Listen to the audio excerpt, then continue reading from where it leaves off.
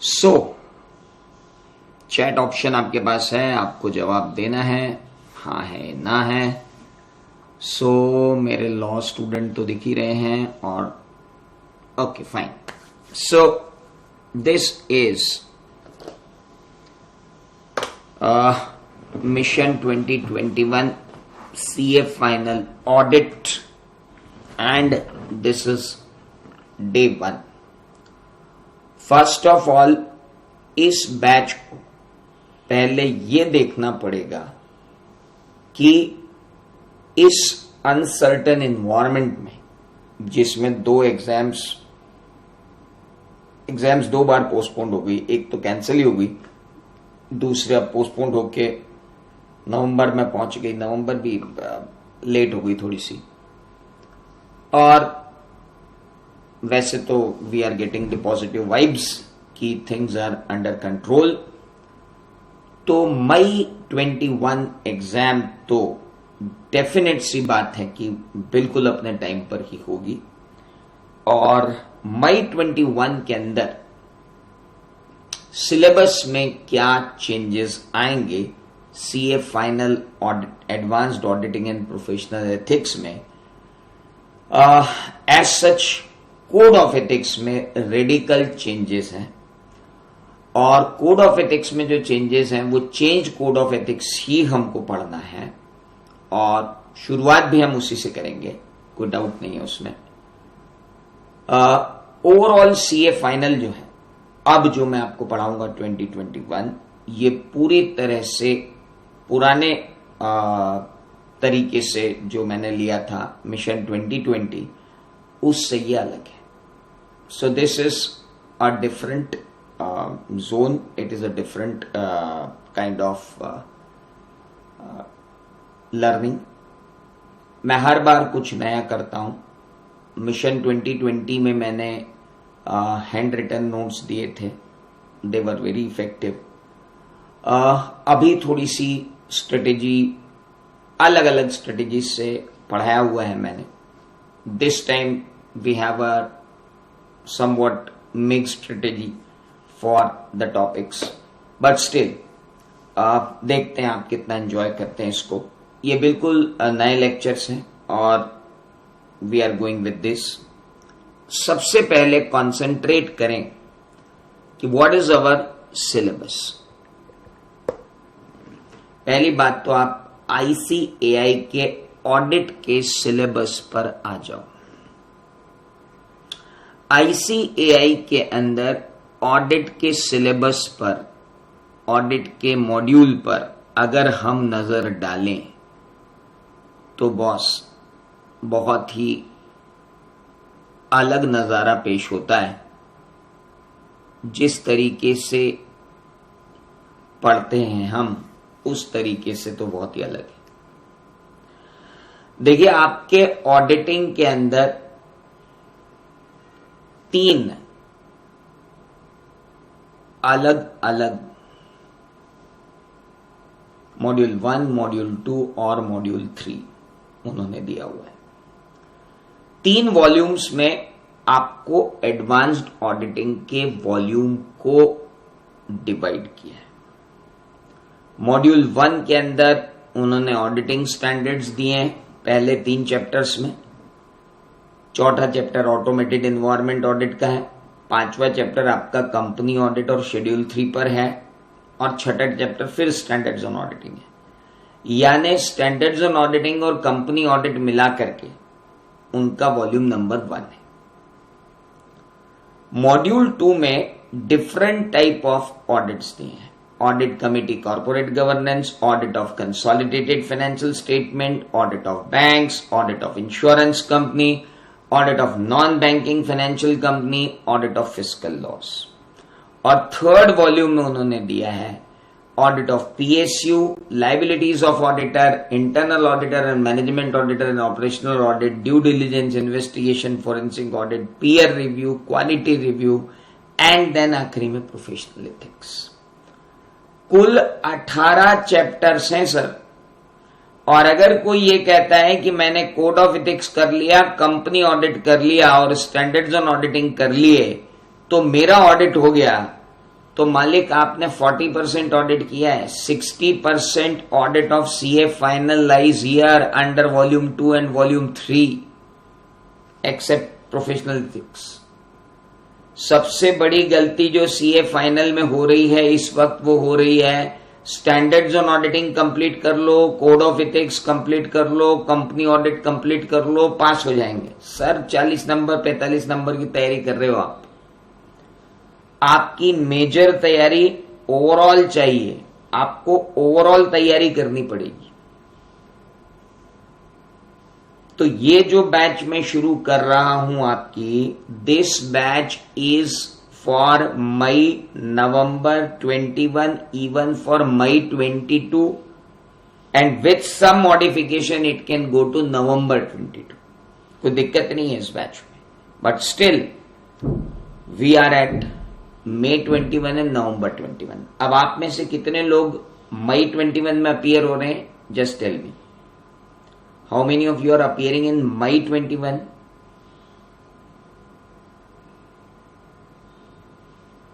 Ketan is there. Fine. Ketan, you are from Indore or someone there? Rohit. Rohit, आप कहाँ से हैं? Rohit and Ketan both. And बेटा real me आपका नाम तो बताओ। Ketan is from Shillong. That's great, Ketan. Very nice. So we have a person from Shillong, and we have one more friend from ours is from Tanzania. So, who is from Tanzania? One guy is from Tanzania in this batch. Very good यार। एक शिलोंग से। आप सब लोग बता दें आप कहां से हैं। इंदौर वाले तो मुझे मालूम है, बाकी लोग बता दें कहां से। Remaining. Akash is from Mumbai. That's great, Akash. Rohit, you are from where? Mumbai. Damini is from Mumbai, I know. Nancy Yamunanagar Haryana से है। और एनीवन एल्स? सो यार क्या national batch? Someone from Haryana, one is from Shillong, 2-3 are from Mumbai. That's great. One from Tanzania. It's international batch होगी। Great. अभी तो और जुड़ेंगे। वैसे भी मैं एक्चुअली ये कंसेप्ट में इसलिए लाया कि मुझे तो रिकॉर्ड करना ही है मेरे पेन ड्राइव क्लासेस के लिए, जो मई 21 की और नवंबर 21 की। तो मैं ऐसे करता हूं कि जब मैं रिकॉर्ड कर ही रहा हूं तो क्यों ना लाइव कर दूं। दैट्स वाई मैं लाइव पे आ जाता हूं। तो ये कोई लाइव बैच मतलब एज सच लाइव बैच है जरूर, लेकिन मेन पर्पज इस बैच का जो है वो that is to record the G drive classes and P drive classes. But I still feel that the more effectiveness comes when you come for CA in this point. So all of you are from May 21. Very good. तो जितने लोग मई 21 से हैं उन लोगों को हम बात कर देते हैं। Mansoor Jariwala is from Tanzania. That's great. Nancy is from Yamunanagar. Damini is from Mumbai. Rohit Dulani is also from Mumbai. Akash Kadam is from Mumbai. Ketan is from Shillong. And Realme 6 कौन है यार? नाम ही नहीं डाला। चलिए कोई बात नहीं। So let's begin this batch. अब हम शुरू करेंगे। देखो, अब ये तो आपके 3 वॉल्यूम दे दिए। अब आपको ब्लूप्रिंट समझना भी बहुत जरूरी है। ब्लूप्रिंट क्या है? Institute of chartered accountants of India की साइट पर जब आप जाएंगे और बीओएस के पोर्टल पर जाएंगे, आपको सेक्शन वाइज वेटेज मिलेगा कि भाई हम जो पढ़ रहे हैं उसका सेक्शन वाइज वेटेज क्या है। ओके, ये ब्लूप्रिंट आप सब लोगों को अपने अपने मोबाइल में डाउनलोड करके प्रिंट या कहीं से भी डाउनलोड करके प्रिंट आउट निकलवाना बहुत जरूरी है, क्योंकि इससे ये पता चलता है कि एग्जाम में पूछा क्या जाता है। आज मैं पूरी तरह से ऑडिट को आपके सामने रखूंगा कि हम इसको किस तरीके से अप्रोच करेंगे। देखिए, पहला चैप्टर ऑडिटिंग स्टैंडर्ड्स, दूसरा ऑडिट प्लानिंग, तीसरा रिस्क असेसमेंट, चौथा ऑडिट रिपोर्ट। मतलब आपका पहला वॉल्यूम के अंदर 25 से 40 नंबर के आपको पूछे जाएंगे standards on auditing including auditing environment. 15 से 20 नंबर में आपको पूछा जाएगा audit of limited company, audit committee corporate governance, audit of consolidated financial statement और लाइबिलिटीज ऑफ ऑडिटर। अलग अलग ग्रुप बने हुए हैं।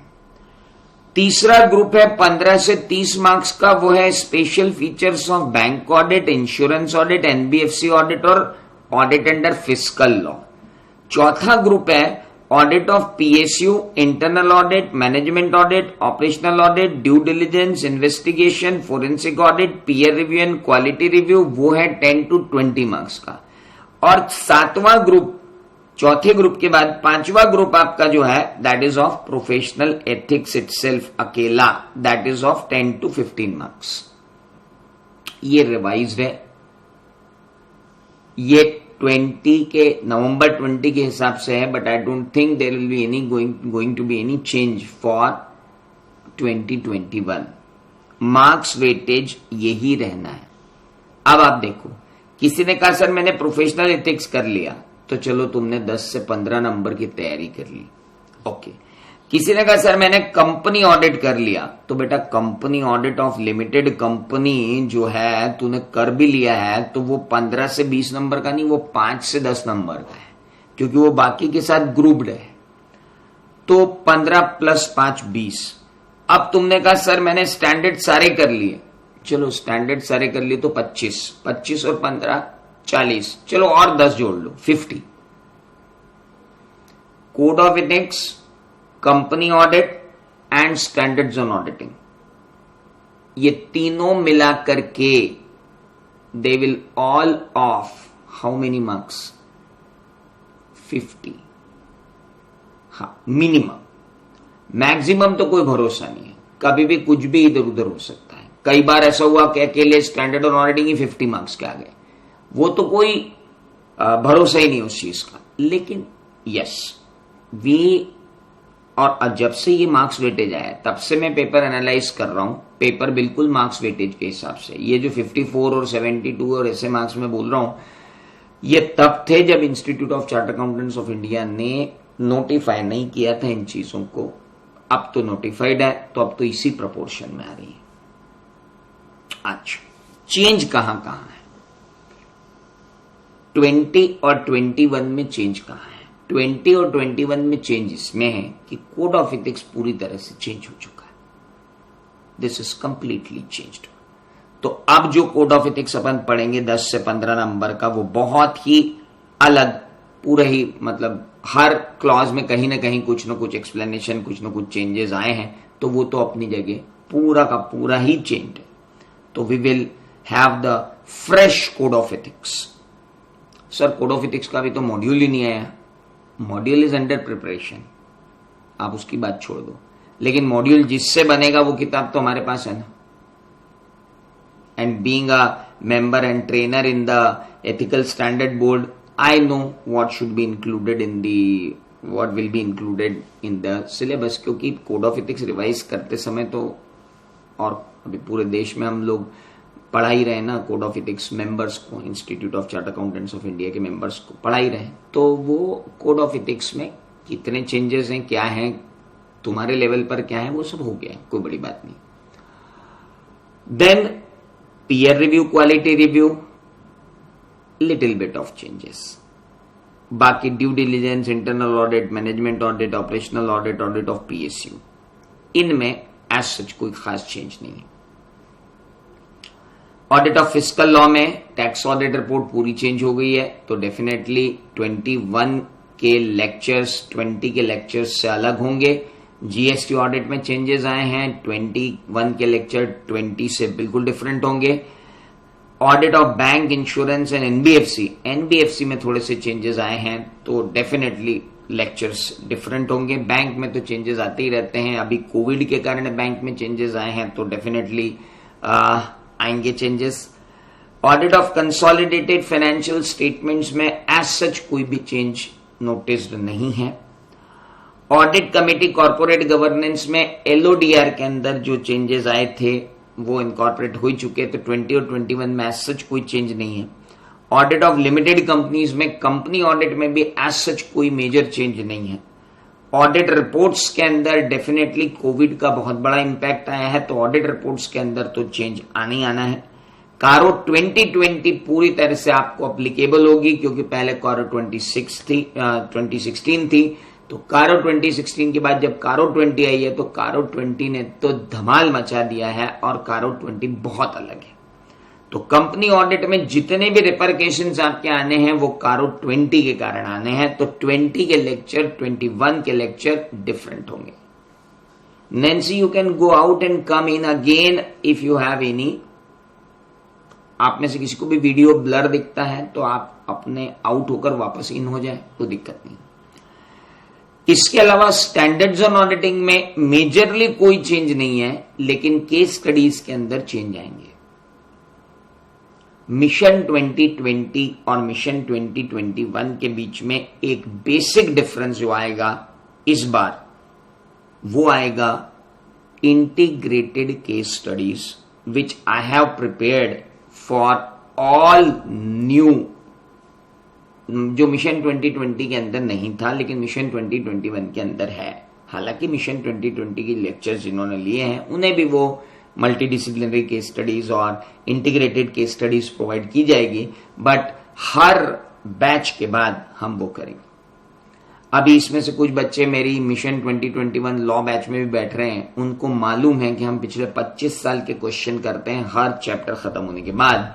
वो स्ट्रेटेजीज मिशन 2020 में पहले नहीं थी, अब मिशन 2021 में मैं लेके आऊंगा और 25 इयर्स के क्वेश्चंस को हम 25 अटेम्प्ट्स के क्वेश्चन को हम हर चैप्टर के बाद सॉल्व करेंगे। Every chapter whenever it will be finished we will have audit 25। पिछली बार तक मैंने ऑडिट 10 दिए थे, अब की बार मैं ऑडिट 25 लेके आऊंगा। पिछली बार मैंने ऑडिट 10 दिए थे, 20 अटेम्प्ट्स के पेपर लेकर बात की थी। This time I am increasing it to 25, so we are going one step ahead from mission 2020 to the mission 2021 we are there. हर साल अक्टूबर से मेरी रिकॉर्डिंग शुरू हो जाती है और दिसंबर तक मेरी रिकॉर्डिंग कंप्लीट हो जाती है, तो वो हम 3-3 घंटे पढ़ते थे, but this lockdown has give immense pressure to us. सो अभी ये बैच जो हम शुरू कर रहे हैं ये लगभग 1.5 घंटा रोज चलेगी, और 1.5 घंटा रोज चलने के साथ आप मान के चलिए कि 140 आवर्स हमको देना पड़ेंगे, यानी 100 डेज हम मान लें इस बैच के। तो आप आज से 100 डेज प्लस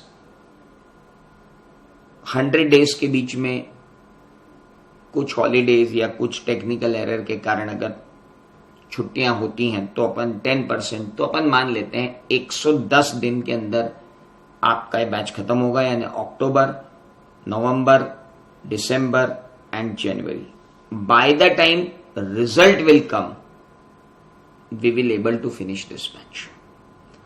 अगली बात है, क्या सारा हम 100% ही लाइव पर जाएंगे? देखिए सर, मैं बहुत क्लियरली बता दूं कि 70% तो हम लाइव हैं। 70% कोर्स मतलब आउट ऑफ 140 आवर्स आप मान के चलिए कि ओनली 140 आवर्स में से 30% यानी 40 hours will be given to you on G drive, लेकिन उनकी मल्टी डिसिप्लिनरी केस स्टडी तो मैं ही करवाऊंगा, क्योंकि वो जो वहां नहीं है वो तो आपको मिलेगी। और अगर टाइम मिल गया और आपके साथ ट्यूनिंग अच्छी जम गई और आप लोगों को भी इंजॉय हो करते रहे हम बैच को, तो कोई भरोसा नहीं है, I can go with the 100% video lectures also, but या 70% video lectures 70% live lectures. I am giving you the promise कि हम 70% तो लाइव जाएंगे.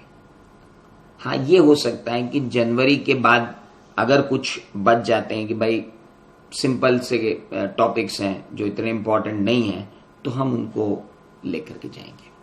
अब ओवरऑल 140 लेक्चर्स को हम कैसे डिवाइड करेंगे वो भी मैं आपको बता देता हूं. आपके 140 लेक्चर्स में अगर अपन ग्रुप में आए तो हम स्टार्ट कहां से करेंगे? तो हम स्टार्ट करेंगे कोड ऑफ एथिक्स. पूरी कंट्री में कोड ऑफ एथिक्स अब तक कहीं भी अवेलेबल नहीं है 2021 के लिए. You are the first guys who are going to have code of ethics 2021. So code of ethics से हम शुरू करेंगे. ये 10 से 15 मार्क्स बेटा कवर करने में हमें 1.5 घंटे के कितने लेक्चर लगेंगे मैं आज आपको कॉपी में लिखा देता हूं, ताकि आपकी कॉपी में आपका मास्टर डॉक्यूमेंट तैयार होना जरूरी है कि हाँ सर, ये आपने हमको शुरू में बोला था और ये आपने कमिटमेंट दिया था और इसी कमिटमेंट पर आप चलते रहे. ये तो बिल्कुल जरूरी है. So let's move to the whole plan, ताकि आपको बार बार मुझसे पूछना ना पड़े कि सर बैच कब खत्म हो रही है, सर बैच कब खत्म हो रही है. आप नहीं पूछेंगे, आपका प्रोग्राम आपको बता देगा कि बैच कब खत्म हो रही है. Now let's move. ऑडिट के अंदर आ गए हम. सबसे पहले हम शुरू कर रहे हैं प्रोफेशनल एथिक्स. ये हमारा फर्स्ट फेज रहेगा. पहले फेज में हमें 10 to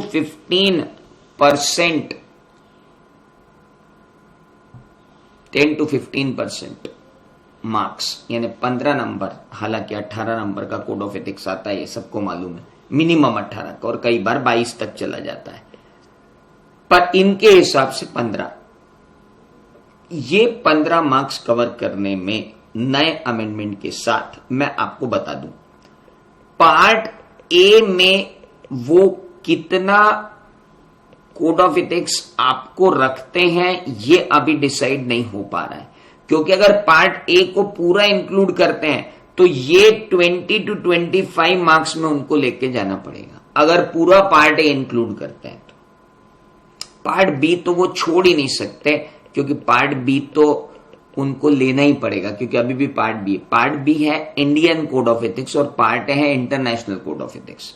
अब इंटरनेशनल कोड ऑफ एथिक्स का कितना पार्ट वो लेते हैं, क्योंकि इस्बा कोड ऑफ एथिक्स जो है वो रिवाइज हो गया, international code of ethics revise हो गया, इसीलिए हमारा पार्ट बी भी रिवाइज हुआ.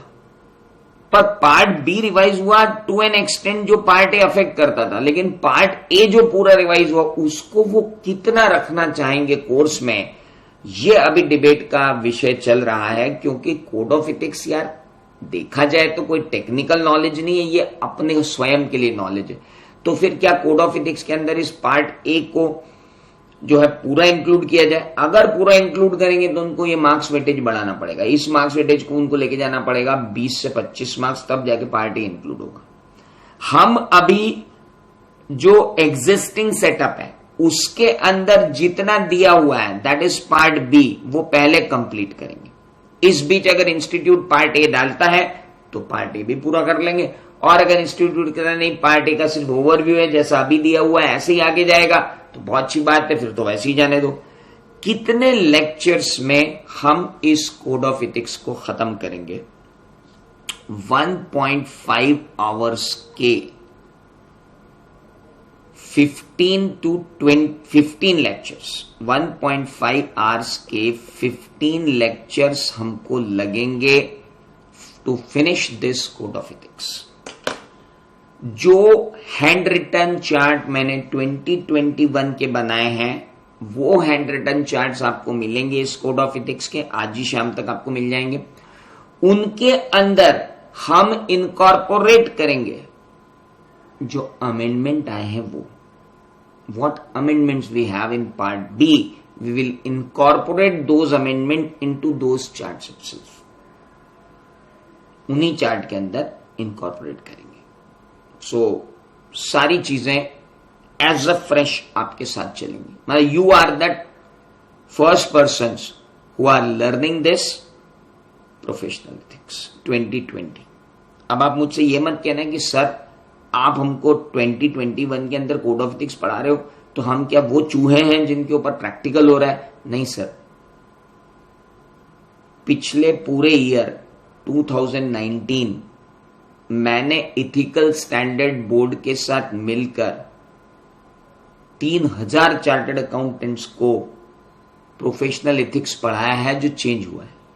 तो आप मेरे ऊपर मत डाउट करना कि यार सर आप कैसे पढ़ा रहे हो। भाई 3000 चार्टर्ड अकाउंटेंट्स को पूरे देश में, मुंबई, चेन्नई, कोलकाता एंड दिल्ली में तो 2 बार I taught all chartered accountants this revised code of ethics. मैंने तो पार्ट ए भी पढ़ाया है, उसके बाद पार्ट बी पढ़ाया है।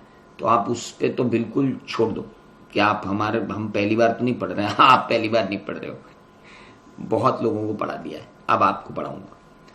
तो ये प्रोफेशनल एथिक्स होगा। प्रोफेशनल एथिक्स पढ़ने के बाद इस ग्रुप को मैं खत्म करूंगा। इसके बाद मैं सीधे आऊंगा इस ग्रुप पे 10 to 20 मार्क्स पे, क्योंकि क्या है, थोड़े से लाइटर टॉपिक भी पढ़ना पड़ेंगे बीच बीच में, क्योंकि professional ethics will be more heavier. या फिर आपकी चॉइस होगी तो हम वैसे कर लेते हैं। आप अगर कंफर्टेबल होंगे तो हम वैसे चले जाएंगे। अगर आप बोलेंगे नहीं सर प्रोफेशनल एथिक्स के बाद आप हमको सीधे स्टैंडर्ड्स ऑन ऑडिटिंग करवा दो, तो I will go to standards on auditing. तो मैं बता दूं आपको कितना कितना टाइम लगेगा। तो सर 15 लेक्चर्स तो आपके लगेंगे किसके? कोड ऑफ एथिक्स के। So we will have total lectures में out of that 15 lectures will be of code of ethics, 40 lectures will be of standards on auditing, 40 lecture आपके स्टैंडर्ड्स ऑन ऑडिटिंग के लगेंगे। उसके बाद करीब 15 लेक्चर्स आपको लगेंगे कंपनी ऑडिट के, एक्सक्लूडिंग कारो, और कारो के अपने अकेले 5 लेक्चर होंगे। तो 20 लेक्चर्स में आपका खत्म होगा कंपनी ऑडिट, जिसमें अकाउंट्स, ऑडिट और डिविजिबल प्रॉफिट एंड डिविडेंड तीनों चैप्टर कवर होते हैं। तो 15 + 5 20, सो दैट इज 40 + 20 60 + 10 75 लेक्चर्स में आपका खत्म होगा, जिसको आप बोलते हो ऑडिट, जिसको मैं मानता हूं 6 से 50%। बाकी फिर हम कवर करेंगे 75 लेक्चर्स के बाद we will cover remaining portions.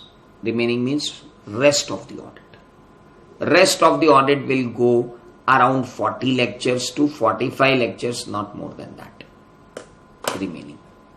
अब आप देखिएगा बहुत ध्यान से कि ये आधा टाइम 50 नंबर लाने में लग रहा है, और उसके बाद 60% टाइम आपका जो है 60 to 70% टाइम आप 50 मार्क्स के ऊपर फोकस कर रहे हो, लेकिन 30 से 40% टाइम आप फोकस कर रहे हो रिमेनिंग 50 मार्क्स पे, और वो वाला पोर्शन स्कोर करने में टफ है, ये वाला पोर्शन स्कोर करने में इजी है।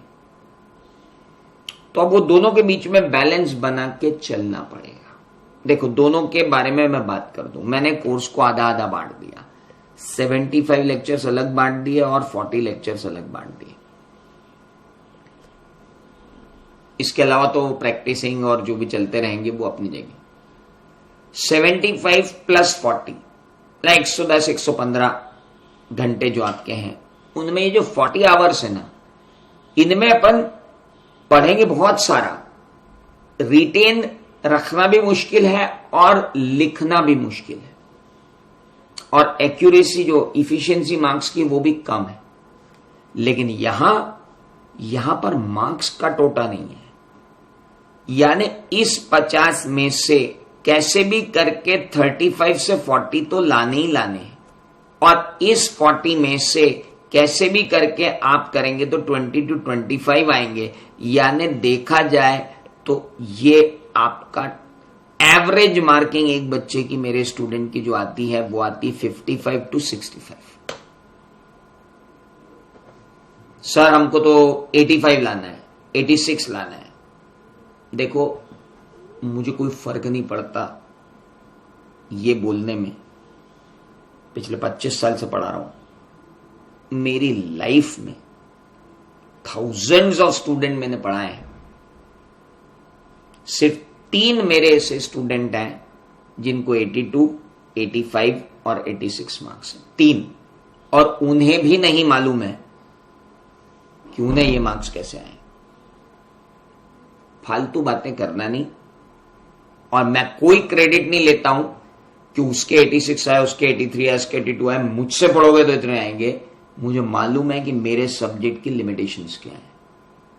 अगर आप मेरे साथ रोज पढ़ने के बावजूद 15 मिनट से 30 मिनट्स घर पे दे दोगे, मैं आपसे मेरे पढ़ाने के बाद 15 से 30 मिनट मांग रहा हूं। और जो मेरे प्रॉब्लम्स में सॉल्व करवाऊंगा उनको आप रिपीटेटिवली देख लोगे तो आपको 55 से 65 के बीच में ऑडिट में कोई नहीं रोक सकता।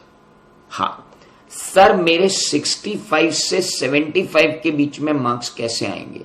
बेटा 65 से 75 के बीच में आने वाले मार्क्स डिपेंड करते हैं आपकी लैंग्वेज, आपकी सेंटेंस मेकिंग, आपका फ्लो ऑफ राइटिंग। ये जो फ्लो ऑफ राइटिंग होगा ये डिसाइड करेगा कि आपको 65 से 75 के बीच में कैसे मिलेंगे। 75 से 85 के बीच में मार्क्स कैसे आएंगे? 75 से 85 के बीच में मार्क्स तब आते हैं जब ऐसा फॉर्चून बनता है कि ऑडिट के पेपर के एक दिन पहले हम बैठे हैं और हमने कुछ क्वेश्चंस, टिपिकल क्वेश्चंस कहीं से पढ़े हैं, आरटीपी में से पढ़े हैं या कहीं से भी पढ़े हैं, और वो हमें याद रह गए और हमने उनको लिख दिया। देखो झूठ बोलने का कोई काम नहीं है, फालतू सपने दिखाने की मेरी आदत नहीं है, वो मार्केटिंग मुझे आती नहीं। तो मैं तो बहुत क्लियरली आपको बता रहा हूं, मैं आपको अश्योर कर सकता हूं मिनिमम 55, मैक्सिमम 65 अगर आप मेरे साथ जैसा मैं बता रहा हूं वैसा कर लेते हैं। आप लिखने पे और स्ट्रेट फॉरवर्ड अच्छी मेहनत कर लेते हैं तो 65 से 75। उसके बाद आपके फॉर्चून पे डिपेंड करता है कि आप जो पढ़े, जिस पर मेहनत की है, वही क्वेश्चन एज इट इज जब एग्जाम में आ जाते हैं तो इसमें ना मेरी कोई मेहनत होती है ना आपकी होती है। वो लक होता है कि आपने जो पढ़ा वो आ गया और आप लिखा है। This is how the things goes. कोई आदमी चैलेंज नहीं कर सकता इस बात को जो मैं बोल रहा हूं। आप मुझसे पढ़ोगे और ये 15 मिनट अगर आपने मुझे नहीं दिए तो क्या होगा? तो भाई साहब फिर आप मुझसे पढ़ो ही मत, क्योंकि आप फेल ही हो जाओगे। अगर आप ये सोच रहे हो कि आप मेरे को सुन के पास हो जाओगे तो ना हो पाएगा। मेरे साथ साथ आपको पढ़ना पड़ेगा ना। मैं बिल्कुल कोई, मेरे पास जड़ी बूटी नहीं है कि मैं आपको पास करा दूंगा। पास तो आप ही को होना है, लेकिन आपको मेरे डायरेक्शन में मेहनत करनी है। आप ये मान के चलो आपको मेरे डायरेक्शन में मेहनत करनी है। कोई झूठ बात नहीं है कि मुझसे पढ़ लोगे तो सब याद हो जाएगा। कोई झूठ बात नहीं है कि मुझसे पढ़ लोगे तो एग्जाम में तुमको 65 के ऊपर आ जाएंगे और बाद में मैं बोल दूंगा बेटा पेपर टफ था, कोई दिक्कत नहीं, अगली बार फिर दे दो। फालतू बातें नहीं है, बहुत क्लियरली स्पेल्ड आउट कर दी है मैंने चीजों को। So this is how we are going to finish this whole audit process.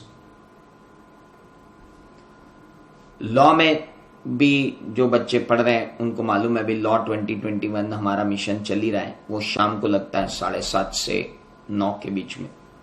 अब शिफ्ट हो गया, अभी तो वो इसी टाइम पे लग रहा था, तो वो अब शिफ्ट हो गया 7:15 बजे शाम को। वहां हम अपना डायरेक्टर्स खत्म कर चुके, इंक्वायरी इन्वेस्टिगेशन हमने खत्म कर लिया, ऑपरेशंस मिसमैनेजमेंट चालू करेंगे हम। बट आज तो हम अभी अमालगमेशन मर्जर करेंगे, तो वो हम चल रहे हैं। हम 60th डे पे पहुंच चुके हैं, 61st डे है आज लॉ का। तो वैसे ही ये भी चलता जाएगा, बस जल्दीबाजी नहीं होना है। ये बात आप ध्यान रखना कि मैं अपनी गति से और अपने तरीके से पढ़ाता हूं, तो वो मेरा, आप उसको लिमिटेशन कह लो या मेरा एटीट्यूड कह लो, मैं उसको अपने तरीके से पढ़ाता हूं. तो आई enjoy teaching, and till I enjoy teaching, I teach. Till you enjoy learning, I teach. But never ever मेरी क्लास में मैं जबरदस्ती झिलाता भी नहीं हूं और जबरदस्ती आपसे झेलने के लिए बोलता भी नहीं. अब दूसरी बात, हमारी बैच 130-140 आवर्स में कंप्लीट हो जाएगी. मार्केट में तो ऑडिट 160 आवर्स भी मिलता है, 200 आवर्स भी मिलता है. देखो जी, मैं 3 घंटे आपको पढ़ा दूंगा, उन 3 घंटों में 1.5 घंटे में ऐसे ऐसे एग्जाम्पल दूंगा आपको जो आपको गूगल पे आसानी से मिल सकते हैं, जो आपको गूगल पे आसानी से मिल सकते हैं. तो मैं फालतू जो वैचारिक डकारें होती हैं वो नहीं लेता हूं. मैं बहुत टू द पॉइंट बात करता हूं. टू द पॉइंट ही हम पढ़ते हैं, और टू द पॉइंट पढ़ोगे ना बेटा तो ही याद रहेगा आपको. ये भी आप ध्यान रखना. मैं आपको 3 घंटे पढ़ाऊंगा, आप उसमें से 1.5 घंटा ही रिटेन कर पाओगे. तो हम 3 घंटा पढ़ने की बजाय 1.5 घंटा पढ़ के 1.5 घंटा रिटेन करें ना. नहीं है माइंड की कैपेसिटी 3 घंटे. और ऑडिट जैसा सब्जेक्ट 3 घंटे मैं आपको क्यों झिलाऊंगा? It's not necessary. ये तो हो ही नहीं सकता. कंसेप्चुअली गलत है 3 घंटे 4 घंटे ऑडिट पढ़ना. मेरे को मालूम, आप पढ़ के देख लो. कितना ही बड़ा टीचर ले आओ जी, अमिताभ बच्चन जी को उठा लाओ, आप 3 घंटे उनकी पिक्चर नहीं झिलती एक स्क्रीन पे. आप कैसी बातें करते हो? प्रैक्टिकल सब्जेक्ट में no doubt about it. Praveen Sharma sir हमारे जो हैं वो 3 घंटे क्या 4 घंटे क्या 5 घंटे भी अगर अकाउंट्स पढ़ाएंगे तो अकाउंट्स में कोई दिक्कत नहीं है. मैं खुद अकाउंटिंग स्टैंडर्ड से पढ़ाता हूं इंटरमीडिएट को, तो 2-2 घंटे के लेक्चर्स लेता हूं. उसमें दिक्कत थोड़ी है. थियरी नहीं होती है 3 घंटे 5 घंटे. हम भी प्रोवाइस में, मैंने भी उन लोगों को बोला, मैंने कहा मैं नहीं पढ़ाऊंगा यार 3 घंटे, पॉसिबल ही नहीं 3 घंटे. आप कैसे पढ़ाना के लिए अपन कर सकते हैं? आप पढ़ाओ, आप 3 घंटे पढ़ाना. मैं 3 घंटे नहीं पढ़ा सकता, मैं हार्डली 2 घंटे पढ़ा सकता हूं. तो प्रोवाइस में भी अभी जब बैचेस चालू होंगी नए सेंटर्स में, तो वहां भी यही चल रहा है कि यार 2-2.5 घंटे पढ़ाना है. मैंने स्ट्रेट फॉरवर्ड बोल दिया. मैंने कहा बाकी पढ़ा सकते हो, 3 घंटे पढ़ा सकते हो, नहीं हो सकता. 3 घंटे थियरी सब्जेक्ट झिलाया नहीं जा सकता. दुनिया का कितना ही अच्छा टीचर आप ले आओ, इट्स नॉट पॉसिबल. तो बाकी आप सारे सब्जेक्ट पे कंसंट्रेट करो और आगे बढ़ो. तो अब हम शुरू करेंगे क्या? Code of ethics. नया बिल्कुल फ्रेश कोड ऑफ एथिक्स से हम शुरू करेंगे. So let's move with code of ethics.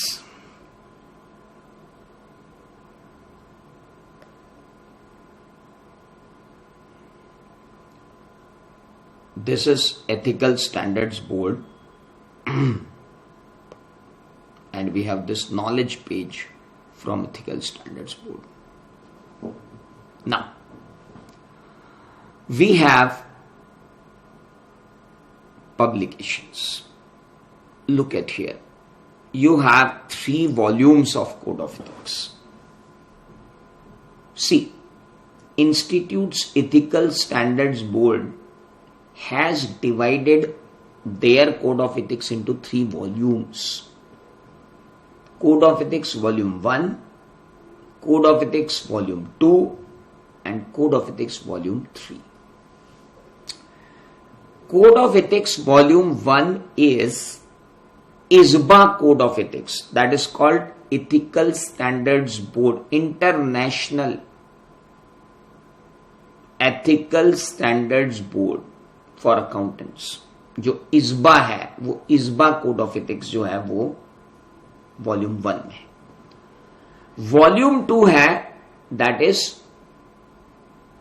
Institute of Chartered Accountants of India Code of Ethics. And Volume 3 जो है, that is about the case studies. So we have 3 different standards, 3 different codes, volumes. First, Volume 1, second, Volume 2 and third, Volume 3. 3 अलग अलग volume है. Volume 1 पर अगर आप जाएंगे तो this is Code of Ethics Volume 1, which is revised because International Code of Ethics has been revised. So International Code of Ethics के revise होने के कारण ये पर्टिकुलर जो कोड ऑफ एथिक्स है ये रिवाइज हुआ. That was a point. Now there is international ethical standards board for accountants, जिसको हम बोलते हैं इस्बा. तो आज आपको एक नए नाम से परिचित करा रहा हूं मैं. International ethical standard board for accountants, that is called इस्बा. लेकिन ये इस्बा है किसके अंदर? इस्बा कौन है? इस्बा is nothing but a committee under the aegis of International Federation of Accountants, that's called IFAC. IFAC कौन है? IFAC है इंटरनेशनल फेडरेशन ऑफ अकाउंटेंट्स, यानी पूरे वर्ल्ड के जितनी भी अकाउंटिंग बॉडीज हैं, ICAI इंडिया है, ऑस्ट्रेलिया है, न्यूजीलैंड है, हर जगह ICAI जैसी बॉडीज हैं. वो सारी बॉडीज का एक एसोसिएशन है जिसे कहा जाता है इंटरनेशनल फेडरेशन ऑफ अकाउंटेंट्स. और वो international federation of accountants internationally decide करता है कि अकाउंटेंट्स इन प्रैक्टिस और अकाउंटेंट्स इन सर्विस किस तरीके से बिहेव करेंगे. और ये डिसाइड करने के लिए उन्होंने इंटरनेशनली अकाउंटेंट्स के लिए कोड बनाया, और वो कोड कहलाता है इस्बा code. That is international ethical standard boards of accountant, इस्बा का कोड. ये इस्बा कोड 1 अप्रैल 2020 से एप्लीकेबल हो गया world wide.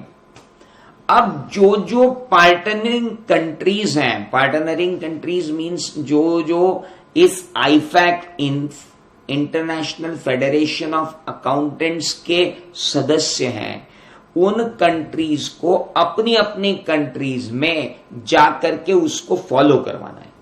India, institute of chartered accountants of India is member of IFAC. India is member of IFAC. तो जब India member हो गया है आईफैक का, है शुरू से, बहुत बहुत पहले से, तो इंडिया जब मेंबर है किसका? आईफैक का, तो डेफिनेटली बात है कि आईफैक का मेंबर होने के कारण इंडिया को भी इंटरनेशनल फेडरेशन ऑफ अकाउंटेंट के इस्बा द्वारा इशूड कोड ऑफ एथिक्स को, जो रिवाइज हुआ 2018 में, जो अप्लाई हुआ 1 अप्रैल 2020 से, वो अपने मेंबर्स पे भी लगाना पड़ेगा. अब जब हम इंडिया आए तो इंडिया में हमने अपना कोड ऑफ एथिक्स बना रखा था. ये तो बाद में बना, इस्बा कोड ऑफ एथिक्स, और हम इस्बा के मेंबर तो बाद में बने. क्या इस्बा के मेंबर बनने से, आईफैक के मेंबर तो हम बाद में बने, क्या आईफैक के मेंबर बनने से पहले हमारे कोड ऑफ एथिक्स नहीं था? हमारे तो कोड ऑफ एथिक्स शुरू से 1960s में ही हम कोड ऑफ एथिक्स लेके आ गए थे. तो हम कोड ऑफ एथिक्स क्या लेके आए थे? हमारी कोड ऑफ एथिक्स की परिभाषा बिल्कुल सही थी. चार्टर्ड अकाउंटेंट्स एक्ट 1949 ने जितने डूज और जितने डोंट्स दिए हैं, हमने उनको कंपाइल करके एक बुक बना दी जिसको हमने कहा code of ethics. Chartered accountants 1949 और रेगुलेशंस को पढ़कर हमने उनकी समराइज्ड वे में एक बुक निकाली जिसमें कहा चार्टर्ड अकाउंटेंट्स तुम ये कर सकते हो और चार्टर्ड अकाउंटेंट्स तुम ये नहीं कर सकते हो. उसे हमने नाम दिया कोड ऑफ एथिक्स का. तो वो भी हमारे पास मौजूद है. अब हमारे साथ प्रॉब्लम आ गई, यार हमारे पास हमारा देसी कोड ऑफ एथिक्स है, अब ये विदेशी कोड ऑफ एथिक्स को भी लगाना है. बोले साहब वो तो लगाना पड़ेगा क्योंकि आप उनके मेंबर हो. आप उनके मेंबर हो तो आपको लगाना ही पड़ेगा. अच्छा, इनके मेंबर नहीं बनेंगे तो क्या होगा? अगर आप इनके मेंबर नहीं बनोगे तो इंटरनेशनली अपने प्रोफेशन को कैसे खड़ा करोगे? जब आप उस नेटवर्क का हिस्सा बनोगे, इंटरनेशनली अपने मेंबर्स को खड़ा करोगे, तो आईफैक के सदस्य तो आपको बनना पड़ेगा ना. तो आईफैक के सदस्य हो तो आपको आईफैक भी फॉलो करना पड़ेगा. तो हमारे पास दो कोड ऑफ एथिक्स हो गए, एक हो गया इंटरनेशनल, एक हो गया नेशनल. तो अब इंटरनेशनल कोड ऑफ एथिक्स का क्या करें? तो हमने कहा नहीं साहब, वो भी अपने मेंबर्स को फॉलो करना है. तो हमने कहा चलो एक बुक बनाओ. वॉल्यूम 1, वॉल्यूम 1 हमने बना दी। वॉल्यूम 1 क्या है? International code of ethics. एक बात बताऊं आपको, ये जो वॉल्यूम 1 है ना 330 पेज का है। कितने का? 330 pages. This volume 1 is of 330 pages. अच्छा एक बात और बता दूं कि ये वॉल्यूम 1 इससे पहले पार्ट ए के नाम से जाना जाता था, और पार्ट ए के बारे में आपको आपके मॉड्यूल में 2 पेज भी हैं, और ये आज से 330 पेज का नहीं है, ये पहले भी 250 पेज का था। जब इसका नाम पार्ट ए था तब ये 250 पेज का था, तो आपके कोर्स से बाहर था, नहीं था आपके कोर्स में। 250 पेज में से 2.5 पेज भी नहीं दिए थे आपके मॉड्यूल में, आज भी नहीं है। अब ये आ गया है 330 पेज का। अब देखना यह है कि इन 330 पेज को इंस्टीट्यूट मॉड्यूल में कैसे डालता है, और अगर इन 330 पेज में से मॉड्यूल में डालना पड़ा तो 30 पेज तो आप मान के चलो कि मॉड्यूल में इसके आएंगे, और अगर आए तो फिर उनको नंबर भी बढ़ाने पड़ेंगे। मुझे नहीं लगता है कि इंटरनेशनल कोड ऑफ एथिक्स को वो अभी भी डालेंगे, जैसा पिछले इतने साल। अच्छा एक मिनट, ये तो 2000 से आ रहा है ना अपने पास इंटरनेशनल कोड ऑफ एथिक्स, कोई आज की बात थोड़ी है। लुक एट दिस, ये कोई आज की बात थोड़ी है। हमने हमारा पहला कोड ऑफ एथिक्स 1963 में निकाला था, लेकिन इस्बा कोड ऑफ एथिक्स हमने 2009 में लाए थे। जो 11th एडिशन आया था ना 2009 में, इसमें हम इंटरनेशनल स्टैंडर्ड लेके आए थे। आईफेक के मेंबर बनने के बाद 2009 में जो हमने 11th एडिशन लाए थे 2009 में, तब हमने इस्बा कोड लिया था। तो आपके कोर्स में अभी भी नहीं है, जबकि 2009 से इस्बा कोड इंडिया में लगा हुआ है। तो इस्बा कोड ऑफ एथिक्स पार्ट 1 है। अब पार्ट 1 आपसे कितना पूछा जाएगा अभी अपने को नहीं मालूम। सर अगर बढ़ा दिया तो पूरे देश के चार्टर्ड अकाउंटेंट को पढ़ाया, आपको नहीं पढ़ाऊंगा क्या? एक्स्ट्रा ले लूंगा, 6 घंटे के लेक्चर खत्म कर देंगे उसको। Okay, what is part B? What is part B? If we go to part B तो ओहो मैंने गलत कर दिया। एथिकल नॉन स्टैंडिंग कमिटीज में आपको जाना पड़ेगा एथिकल स्टैंडर्ड्स बोर्ड में। उसमें आप देखो वॉल्यूम 2, ये वॉल्यूम 2 जो है ये चार्टर्ड अकाउंटेंट्स एक्ट है। This is chartered accountants act. ये हमारे यहां 1963 से अवेलेबल है। हमारा फर्स्ट एडिशन 1963 में आया था। हमने 1963 में कोड ऑफ एथिक्स बनाए थे। 1963 से हम हमारे मेंबर को एक किताब देते हैं कि देख भाई चार्टर्ड अकाउंटेंट एक्ट में तुझे क्या करना है और क्या नहीं करना है। ये रहा कोड ऑफ एथिक्स। तो ये हमारे कोर्स में है। अच्छा सही, वॉल्यूम 3 क्या हुआ? देखो बेटा, ऐसा है कि कोड ऑफ एथिक्स जो पुराना था है ना, वो तो अब यहां से हटा दिया गया है। कोड ऑफ एथिक्स ओल्ड वाला। अगर 2009 का कोड ऑफ एथिक्स में आपको बताऊं तो उसमें क्या किया था इन्होंने कि एक एक प्रोविजन बताते थे और उसके नीचे जो डिसिप्लिनरी केसेस होते थे, जो रियल में डिसिप्लिनरी केसेस होते थे, उनको रख देते थे। बाद में इनको लगा कि अब डिसिप्लिनरी केसेस इतने ज्यादा बढ़ गए कि किताब पढ़ने में मजा नहीं आता, तो इन्होंने क्या किया, उस बुक में से जो डिसिप्लिनरी केसेस थे उन सबको उठा के कहां रख दिया, पीछे। जैसे आपको बोलूं कि मैंने अपनी किताब बनाई तो उस किताब में क्या किया, हर क्लास के बाद प्रॉब्लम रख दी, हर क्लास के बाद प्रॉब्लम रख दी। तो उसमें कई बच्चों ने बोला सर यार क्लास पढ़ते पढ़ते बीच बीच में प्रॉब्लम आ जाते हैं ना, तो हमारा डिस्ट्रैक्ट हो जाता है, आप हटा दो। तो मैंने क्या किया, अगले एडिशन में सारे प्रॉब्लम बीच में से हटा के आखिरी में डाल दिए। तो वही इंस्टीट्यूट ने किया कि भाई अब बीच बीच में case, practical case study disturb कर रही है। किसी क्लास में 50-60 केस स्टडी है तो वो क्लास में 50-60 केस स्टडी आ गई, तो बोले पढ़ने का फ्लो बिगड़ता है। तो उन्होंने कहा ठीक है डिसिप्लिनरी केसेस को अलग ही डाल दो। तो उन्होंने वॉल्यूम 3 डाल दिया, that is called disciplinary cases.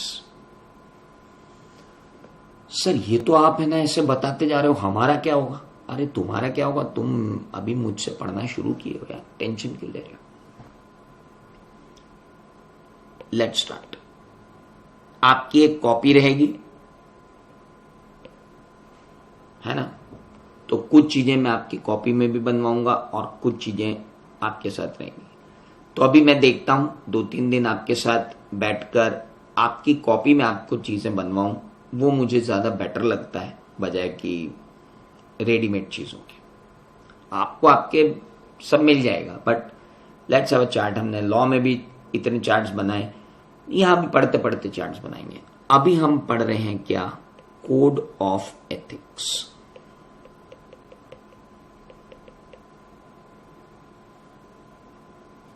Code of ethics में सबसे पहले हमने पढ़ा कि कोड ऑफ एथिक्स का मतलब क्या होता है। एथिक्स मतलब क्या?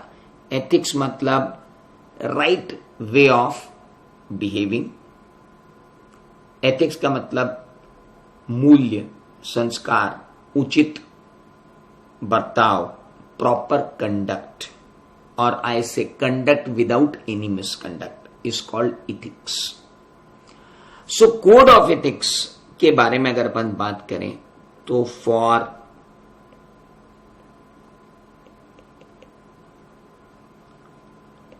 कोड ऑफ एथिक्स की बात करें तो हमारे पास 2 कोड ऑफ एथिक्स है, एक इंटरनेशनल और एक नेशनल या Indian.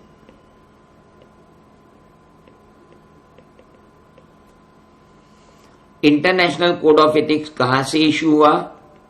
International federation of accountant के international ethical standards board for accountants.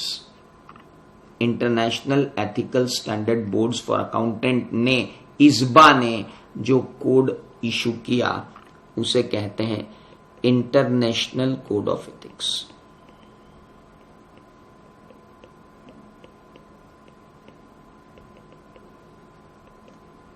revised in 2018, applicable from 1/4/2020 and volume 1 is issued from Ethical Standard Board of ICAI। ICAI के ethical standard board ने volume 1 issue करके रखा हुआ है, that is there. So it is international code of ethics which is issued by international federation of accountants, and उन्होंने अपनी एक committee बनाई जिसका नाम है ethical standards board of international ethical standard board for accountants. उसने इंटरनेशनल कोड ऑफ एथिक्स निकाला जो रिवाइज हुआ 2008 में, एप्लीकेबल है 1/4/2020 से, volume 1 which is issued bye ethical standard boards of ICAI। ये हुई पहली बात। इंडियन कोड ऑफ एथिक्स क्या है? इंडिया में ICAI के एथिकल स्टैंडर्ड बोर्ड ने निकाला है code of ethics.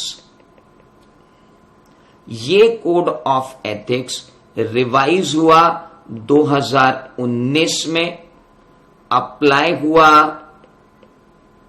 Applicable from, ये भी 1/4/2020 से एप्लीकेबल था, लेकिन कोविड को देखते हुए इसकी एप्लीकेबिलिटी को टाल दिया गया। तो इसकी एप्लीकेबिलिटी में अभी भी प्रॉब्लम है। अभी भी institute of chartered accountants of India की तरफ से कुछ प्रोविजंस जो हैं वो पूरी तरह से एप्लीकेबल नहीं है। Old provision as it is applicable है, amendments as it is applicable है, बट पार्ट बी के, पार्ट ए के कुछ प्रोविजंस जो हैं वो एप्लीकेबल कर रहे हैं। तो डिफरेंट डेट्स हैं। अच्छा, ये इशू हुआ है वॉल्यूम 2 के रूप में, issued by ESB of ICAI। वो मैं पढ़ाते पढ़ाते बताऊंगा कि कौन सी चीज कब एप्लीकेबल है, किस डेट से, different dates of applicability. There is different dates of applicability. तो Indian ICAI ESB Code of Ethics revised in 2019, applicable from different dates, and volume 2 is issued by ESB of ICAI. So simple. Code of Ethics.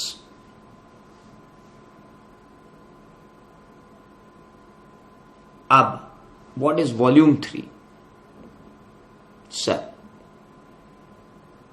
India में ICAI ने code of ethics revise किया, वो सब ठीक है. 2019 में जब revise किया तो सेपरेटेड डिसिप्लिनरी केसेस,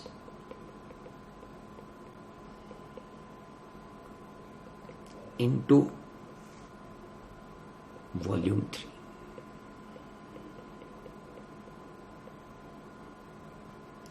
वॉल्यूम 3 में डिसिप्लिनरी केसेस को इन्होंने अलग कर दिया. तो there are 3 volumes. Volume 1 exam में कितना आएगा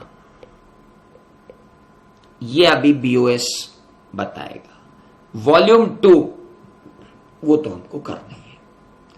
सो we are now starting what? Volume 2. अभी हम कौन सा स्टार्ट करेंगे? Volume 2.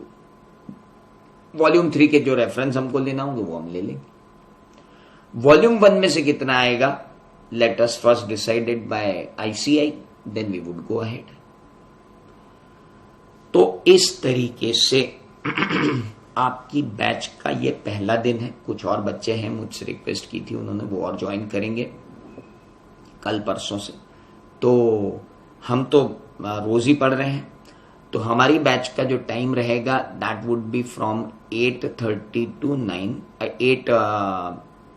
9:45 we will be having the time. तो हमारा टाइम रहेगा 8:30 to 9:45 daily. 8:15 to 9:45 daily. That would be our time till the batch ends. जब तक बैच चलेगी तब तक यही टाइम रहेगा. इसमें अब कोई चेंजेस होने वाले हैं नहीं. So that would B 9:45. इसमें अब कोई चेंज नहीं होगा. That is the time. Law का टाइम था वो हमने अलग कर लिया. वो पहले से भी हमने डिसाइड किया था कि will have change in time when the batch will be there. चलिए, तो ये टाइम पर हम रोज मिलेंगे. ओके, आज डे 1 में इतना काफी है. बाकी की बात हम करते हैं कल. Till then, good bye. Any doubt you can ask.